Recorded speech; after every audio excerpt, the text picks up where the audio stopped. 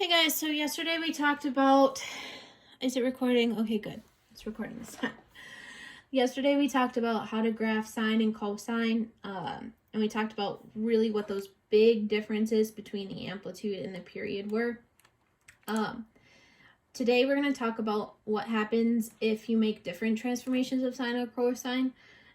So reflections, left and right translations, and up or down translations. Okay, so the first one we're going to talk about is reflections, because they still have to do with the amplitude and period, but that's why we have these like absolute value signs, right? Because if we do end up with a negative, it actually means a reflection. So what I'm going to do is I'm going to switch over to Desmos. Man, sorry. And I just have sine graphed right now, right? So if I look at sine, I know its max happens at pi over 2, then it gets back to pi. Its min is at 3 pi over 2, and its next back to 0 at 2 pi, right? This is one full period here, right? Because it makes a full circle. Now, if I put a negative in front of A, you're going to notice that this is going to change. So I'm going to keep my cursor there and say, okay, if I put a negative here, where does that go? Well, it goes down, right? So this right here, if I put a negative in front of A, gives a reflection across the x-axis. Okay? Oh, sorry. Reflection across the x-axis, right? If I do that with B, so I go back to Desmos, say, okay, let's go back to the original, and say, okay, I'll zoom out a little bit. Where does this dot go again? If I change the reflection to be in front of B, well, it switches and it goes over here, right? So this would be a reflection. Oh, I lost it. Across that negative value. Okay, so that would be across the y-axis. So that's really what those negative values mean for if they're in front of A or B. They're just reflections. So that's why we use those absolute values, because technically the amplitude wouldn't change, it would just be a reflection. And the period wouldn't change, it would just be a reflection of the period. Okay, now to graph things that have reflections or stretches and shrinks and left or right vertical shifts and stuff, we have these steps. So go ahead and pause the video and write these things down, because it will help you. All right, so you should be back now. To graph sine or cosine, if you have transformations, the transformation equation you'll see is pretty much the same. If I have the minus h inside, it's left or right. Then if I have that plus k, it's up or down, right? Same thing with cosine, same idea. Now, the reason why they say A is greater than 0 and B is greater than 0 is because those reflections will change those. It won't change like what happens here. It'll change at the beginning, right? So you'll say, oh, there was a reflection, and then there was this. Okay, so the first thing you want to do when you're graphing is identify the amplitude and period. Then go ahead and talk about those shifts, vertical or horizontal, and write down if there's a reflection too. I'm sorry that they don't have that in here. Okay. Step 2 is to draw the horizontal line. This is called like the midline of the graph, y equals k. So that's how far it goes up or down. And we'll see that on the next one and why that's important. Okay. Step 3 is to find the 5 key points that will help you graph what's going on, and then draw the graph through those 5 key points. So those are like those reference dots that I was talking about yesterday, because it'll be helpful to have those when we're graphing. Okay, so here we go, and I've got this graph. I should make this a full line here, and a line this way so we can get our nice graph. I'll move this up a little bit. Okay. And now I'm just going to write down what those transformations are. Now, you won't really be graphing them on your assignment because you can't really graph online. It would be helpful though to see the graph at least. So go ahead and plug it into Desmos or plug it into your graphing calculator the way that you see it. Okay, so graphing this, I've got 2 sine 4x plus 3. Well, that 2 is that amplitude, so I'm going to write amp is 2. Period is 2 pi over b, which is 4 here, so I get a period of pi over 4. And then I've got this plus 3 at the end, so I would say up 3, right? So the reason why I knew it was up 3 and not left or right 3 is because it's not in parentheses, right? So I would have to have parentheses around these if I was going to have that left or right. So this is what I would start with. This is what you'll be typing in to the program as your answers. Again, you'll have to write out pi as pi. So I would write this out as pi over 4 for reference for your assignment, right? But then if I was actually going to graph it, what I'd want to do is I'd want to follow these steps here. So I just did step 1, I'd be at that step 2, draw that horizontal midline.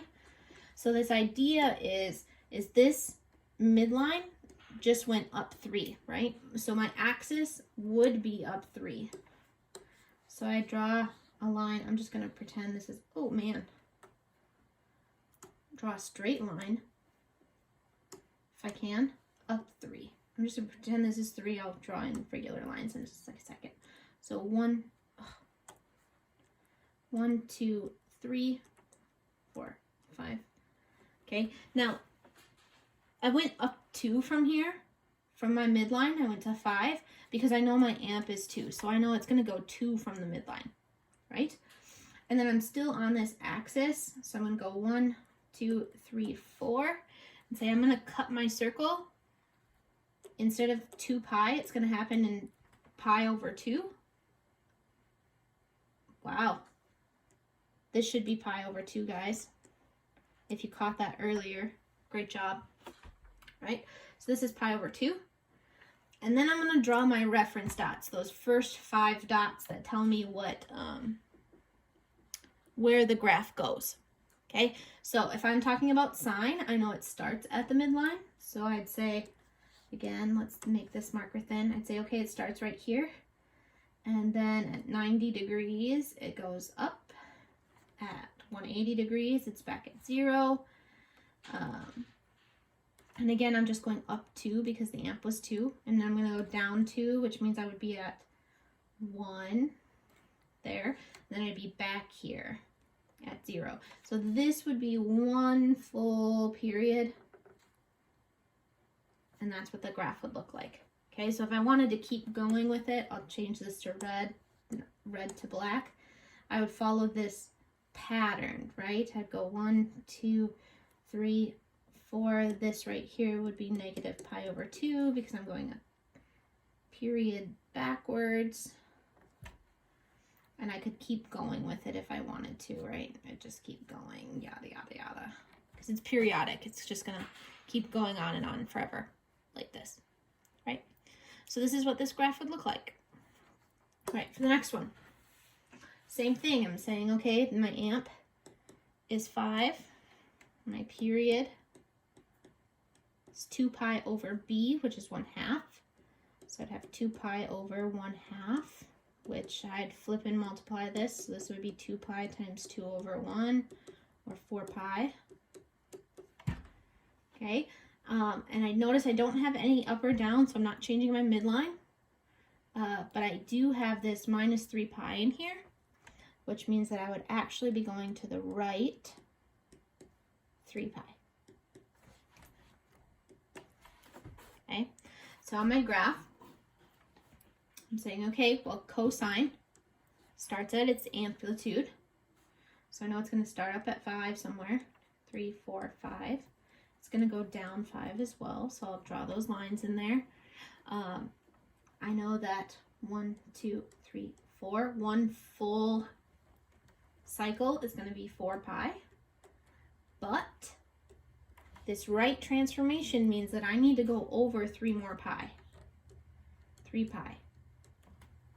So this would actually be 7 pi, right? Because I'd be adding 3 pi to 4 pi. So 7 pi. Okay, so now this is where those reference dots are really important. I'm going to draw the original 5 reference dots. I'm going to say, okay, well, at cosine, if there was no right transformation, I'd be going like this. I'd say 5, 0, down to -5, back, and this would be my point, right? But because of this right 3,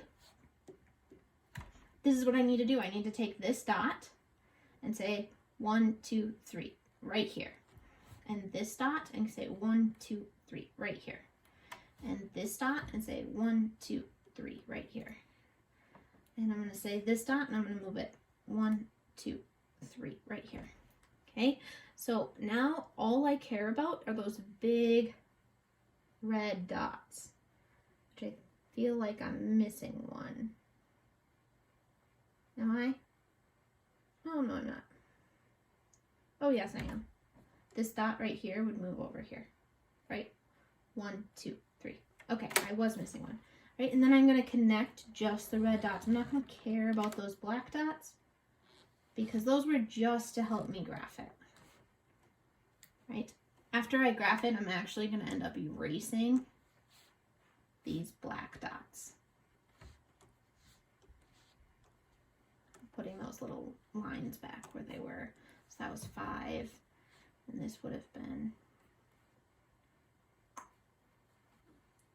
1, 2, 3, 4. Yeah. So this is what it would look like, right? So those right and left transformations are really going to be those hardest ones. So I would make sure to put it into Desmos or put it in your graphing calculator to graph it. But like I said, your assignment's going to be more of the just describe the transformations of the graph. Okay, tomorrow's assignment is when you'll be matching the graph to the equation, right?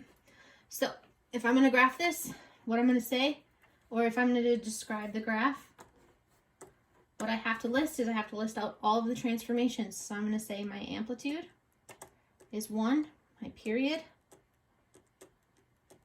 is 2 pi, and there's nothing in parentheses here, so I would just say this means up 4 at the end. So that's what I would write out. Number 6, amplitude 1/2, period.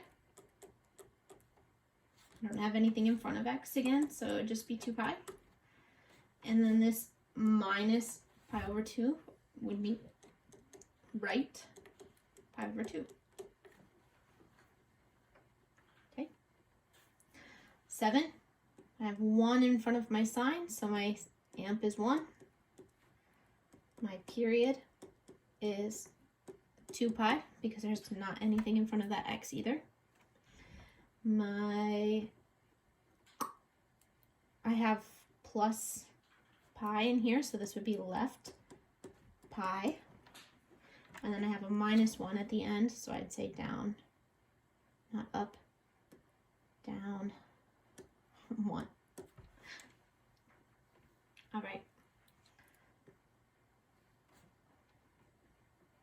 I hope that was helpful. Again, if you have any questions, let me know. But your assignment is going to be 495, 39 through 49 odd. And again, instead of graphing them, you're just going to list out all of the transformations. If you have any questions, let me know.